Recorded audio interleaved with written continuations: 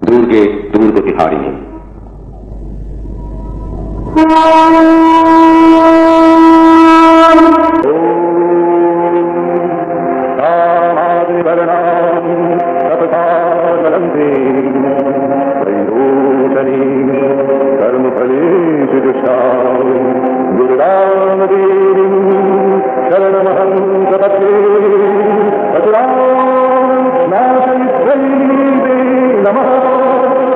বীরেন্দ্রকৃষ্ণ ভদ্রকে ছেড়ে মহালয়ায় চণ্ডীপাঠে উত্তম কুমার তীব্র প্রত্যাখ্যান জানিয়েছিল বাঙালি। একটি অনুষ্ঠানের বদল ঘিরে এমন ঘটনা সম্ভবত ভূভারতে নেই। কি ঘটেছিল সেদিন বিস্তারিত থাকছে প্রতিবেদনে। বন্ধুরা, চ্যানেলে নতুন হলে চ্যানেলটি সাবস্ক্রাইব করে রাখতে পারেন ও ভিডিওটি শেয়ার করতে পারেন। তিনি বাঙালির ম্যাটিনি আইডল। তার তাকানো, হাসি, বেশভূষা, তার সংলাপ বলার ধরন, বডি ল্যাঙ্গুয়েজ বাঙালিকে দিয়েছে নিজস্ব স্টাইল স্টেটমেন্ট। অভিজাত উত্তরীয়র মতোই বাঙালি তাকে আপন করে জড়িয়ে নিয়েছে তার সাংস্কৃতিক সত্তায়। সেই এক এবং অদ্বিতীয় উত্তম কুমারকেও অন্তত একবার পড়তে হয়েছিল বাঙালির তীব্র প্রত্যাখ্যানের মুখে। বলা যায় বাঙালির মহানায়ক হেরে গিয়েছিলেন একজনের কাছে, তিনি বীরেন্দ্রকৃষ্ণ ভদ্র, যা চণ্ডীপাঠেই বাঙালির সেরা পার্বণের বোধন। তার পরিবর্তে এমনকি মহানায়কের কণ্ঠ মেনে নিতে নারাজ ছিল বাঙালি শ্রোতা। মহিষাসুর মর্দিনী এ কেবল একটি রেডিও অনুষ্ঠানই নয় আজার, বরং বাঙালি সংস্কৃতির অভিজ্ঞান অঙ্গুরীয়। একটি অনুষ্ঠান কোনো মেধাগত উচ্চতায় পৌঁছালে সামগ্রিকভাবে একটি জাতির পার্বণের সঙ্গে অঙ্গীভূত হয়ে যায়, তা সহজেই অনুমেয়। আকাশবাণীর প্রযোজনায় এই অনুষ্ঠান বহু রদবদলের মধ্য দিয়ে গিয়েছে। বর্তমানে আমরা যে রেকর্ডিংটি শুনতে পাই সেটি রূপদান করেছিলেন বীরেন্দ্রকৃষ্ণ ভদ্র, বাণী কুমার, পঙ্কজ কুমার মল্লিকের মতো ব্যক্তিত্বরা। প্রত্যাশিতভাবেই বাঙালির কাছে এই অনুষ্ঠান একটি অন্য তাৎপর্য বহন করে আনে। মহালয়ার দিন অনুষ্ঠানটি সম্প্রচার হয়। সেদিন পিতৃপক্ষের অবসান। পিতৃপুরুষের উদ্দেশ্যে এদিন জলদান অর্থাৎ তর্পণের রীতি আছে। আর ঠিক তার পরদিন থেকেই শুরু হচ্ছে দেবীপক্ষ।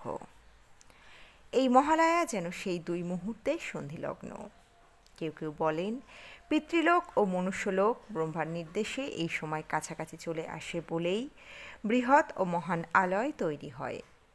আবার কেউ কেউ বলেন ঠিক এরপর থেকেই দেবীপক্ষ শুরু হচ্ছে, অর্থাৎ মা দুর্গাই এখানে সেই আলয় বা আশ্রয়। শাস্ত্রগত ব্যাখ্যায় এই তিথির গুরুত্বের সঙ্গেই কালক্রমে মিলেমিশে এক হয়ে গিয়েছে ভোরের অনুষ্ঠানের ওই চণ্ডীপাঠ। যে নিষ্ঠা শৃঙ্খলা মেনে অনুষ্ঠানটি তৈরি করা হতো তার গল্প পরে বাঙালি যত শুনেছে তত অবাক হয়েছে। একটি অনুষ্ঠানকে মানুষের মণিকোঠায় পৌঁছে দিতে গেলে যে কী মাত্রায় অনুশীলন, পরিশ্রম প্রয়োজন তা জানিয়েছে সেই নেপথ্য গল্পগুলি। একবার সেই অনুষ্ঠানে সম্প্রচারের অভ্যাসে বদল আনা হয়, আর তাতেই ঘটে যত বিপত্তি। সালটা ছিল 1976। মহানায়ক তখন খ্যাতির শীর্ষে। সেই সময় ঠিক করা হয়েছিল তাকে দিয়ে এই অনুষ্ঠানটিকে নতুন করে রূপ দেওয়া হবে। শোনা যায় স্বয়ং উত্তম কুমার নাকি এ ব্যাপারে দ্বিধান্বিত ছিলেন। বীরেন্দ্রকৃষ্ণ ভদ্রের কণ্ঠ না শুনলে যে বাঙালির পুজো শুরু হয় না তা তিনি বেশ জানতেন। তবে শেষমেশ রাজি হয়েছিলেন। অনুষ্ঠানটির মান যে খারাপ হয়েছিল তাও নয়। হেমন্ত মুখোপাধ্যায় দায়িত্ব নিয়েছিলেন সঙ্গীত নির্মাণের। সে বছর 23শে সেপ্টেম্বর যথারীতি মহালয়ার ভোরে বাঙালি রেডিও চালায় পরিচিত মহিষাসুর মর্দিনী শোনার জন্য। বদলে সেবার সম্প্রচারিত হয়েছিল দেবীং দুর্গতিহারিণীমো। তীব্র আপত্তি জানায় বাঙালি। সেই সময় যোগাযোগ ব্যবস্থা এত উন্নত ছিল না। শোনা যায় তা সত্ত্বেও একের পর এক ফোন যায় স্বয়ং বীরেন্দ্রকৃষ্ণের কাছে। কেন তিনি অন্য কাউকে চণ্ডীপাঠের অনুমতি দিলেন, এই ছিল প্রশ্ন।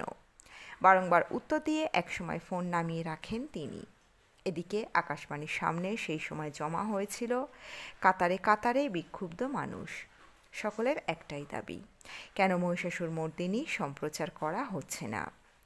স্বয়ং বীরেন্দ্রকৃষ্ণের অবশ্য নতুনকে জায়গা করে ছেড়ে দিতে আপত্তি ছিল না, কিন্তু বাঙালি এই পরিবর্তন মানতে পারেনি। একটি অনুষ্ঠানকে ঘিরে যে মানুষের আবেগ এমনভাবে জড়িয়ে থাকতে পারে তা হয়তো আঁচ করতে পারেনি কর্তৃপক্ষ। মহানায়কের জনপ্রিয়তা আর একটি ভালো মানের অনুষ্ঠান। এই যুগলবন্দিতে তারা চেয়েছিলেন নতুনত্বের স্বাদ দিতে, কিন্তু বীরেন্দ্রকৃষ্ণ ততদিনে বাঙালির মনের পঞ্জিকায় জায়গা করে নিয়েছেন। তাকে সরিয়ে অন্য কাউকে ওই ভোটটুকু ছেড়ে দেওয়া আর যে সম্ভব নয়। সেদিনের মানুষের ক্ষোভ, বিরক্তি, রাগ, অভিমান সে কথাই জানিয়ে দিয়েছিল স্পষ্ট করে। বিক্ষোভের আঁচ এতটাই তীব্র ছিল যে সে বছরই পুনরায় মহিষাসুর মর্দিনী সম্প্রচার করতে হয় ষষ্ঠীর দিনের ভোরে। সেদিন সমালোচনার ঝড় উঠেছিল সমাজের সর্বত্র, এমনকি বেতার অফিস ভাঙচুর হয়। অফিসের সামনে লোকে জমায়েত করে গালিগালাজ করতে লাগে। অনেকের এমনও মনে হয়েছিল মহালয়ার পূর্ণপ্রভাত কলুষিত হলো, এবার বুঝি অমঙ্গল কিছু ঘটবে। উত্তম কুমারকে দর্শক সিনে পর্দাতেই দেখতে চান, কিন্তু মহালয়ার ভোর মানে বীরেন্দ্রকৃষ্ণ ভদ্র। ছি ছি, এ অনাচার, অন্যায়। বন্ধুরা, আপনারা কি বলেন? আপনাদের মতামত রাখবেন কিন্তু কমেন্ট বক্সে। আপনাদের কাছে মহালয়ার ভোর মানেই কে, কার কণ্ঠ জানাতে ভুলবেন না। সম্প্রচারের দিন নিজের খাটে বসে বীরেন্দ্রকৃষ্ণ মন দিয়ে শুনেছিলেন উত্তম কুমারের মহালয়া। সবটা শোনার পর নাকি ছেলেকে শুধু এটুকুই বলেছিলেন, এই মহালয়া লোকে যদি নেয় নিক। বলেছিলেন, ওরা একবার আমায় জানালেও না, আমি কি নতুন কিছুকে কোনো দিন বাধা দিয়েছি? আশ্চর্যের কথা হলো, এত কিছুর পরেও মানুষটা সেদিন সমস্ত ক্ষোভ অভিমান ভুলে নিজের কাজে নেমে পড়েছিলেন। মহালয়া হলো সেই ভোর, যে আলো ফুটে ওঠে বীরেন্দ্রকৃষ্ণ ভদ্রের স্তোত্র শোনার পর। সাদাকাশে ছেয়ে যায় ভোরের আকাশ, ঘরে ঘরে ধুলো ঝেড়ে বেরিয়ে আসে রেডিও। বাঙালির কাছে রেডিওর অপর নাম বীরেন্দ্রকৃষ্ণ ভদ্র। এখন রেডিওর যুগ আর নেই বললেই চলে। তবুও বছরের এই একটা দিন বীরেন্দ্রকৃষ্ণের হাত ধরে রেডিও বেরিয়ে আসে, বাঙালি আবেগপ্রবণ হয়ে পড়ে। তারা মহালয়া রেডিওতেই শুনতে চায়, টেলিভিশন বা ইউটিউবে নয়। জীবনের শেষ দিন অবধি লড়াই করে গিয়েছেন বীরেন্দ্রবাবু। আজীবন স্টাফ আর্টিস্ট হিসাবেই থেকে গিয়েছিলেন, পেনশনও জোটেনি। কিন্তু অবসরের পরেও আকাশবাণীতে যেতেন নিয়মিত, এঘর ওঘর করে বেড়াতেন। এতটাই মায়া ছিল ওই বাড়িটার প্রতি। তিনি রেডিওর জন্মদাতা। বলতেন, জন্ম দিয়েছি রেডিওকে আমি, জন্ম দিয়েছি আমি, জন্ম দিয়েছি। উত্তম কুমারের মহালয়ার একটি অনুষ্ঠানের বদল ঘিরে এমন ঘটনা সম্ভবত ভূভারতে নেই। অনেকে বলে থাকেন এই ঘটনা আসলে জানান দেয় বাঙালি নতুনকে গ্রহণ করতে নারাজ। আবার একই সঙ্গে এও তো সত্যি, যা তার সাংস্কৃতিক চিহ্নস্বরূপ, তাকে যে বাঙালি পরম যত্নে আগলে রাখে, এ ঘটনা তারও তো প্রমাণ। এখনও মহালয়ার ভোর মানেই বীরেন্দ্রকৃষ্ণ ভদ্রের কণ্ঠ।